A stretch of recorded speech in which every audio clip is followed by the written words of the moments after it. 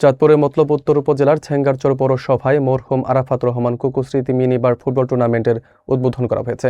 মাদক বিরোধী সচেতনতা সৃষ্টি ও তরুণদের খেলাধুলায় উদ্বুদ্ধ করতেই এই টুর্নামেন্টের আয়োজন করা হয়।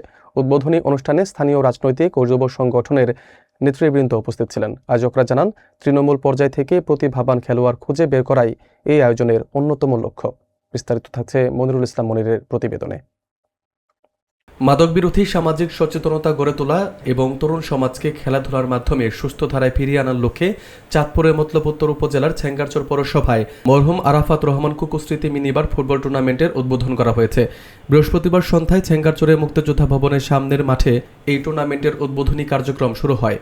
অনুষ্ঠানে প্রধান অতিথি হিসেবে টুর্নামেন্টের উদ্বোধন করেছেন ছেঙ্গারচর পৌর বিএনপির সাংগঠনিক সম্পাদক ও পৌর যুবদলের আহ্বায়ক মোহাম্মদ উজ্জ্বল ফরাজি।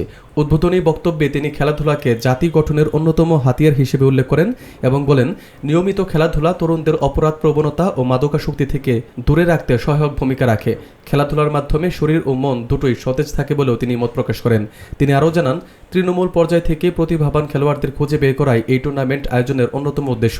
আয়োজকদের অক্লান্ত পরিশ্রমের কারণে এই প্রতিযোগিতা বাস্তবায়ন সম্ভব হয়েছে বলে তিনি কৃতজ্ঞতা প্রকাশ করেন।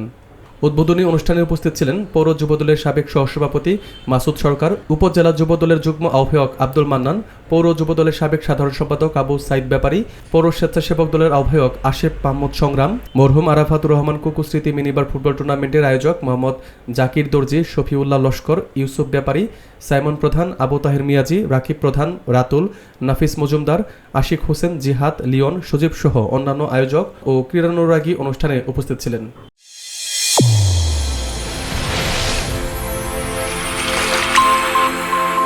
চ্যানেল A1 হৃদয়ের স্পন্দন।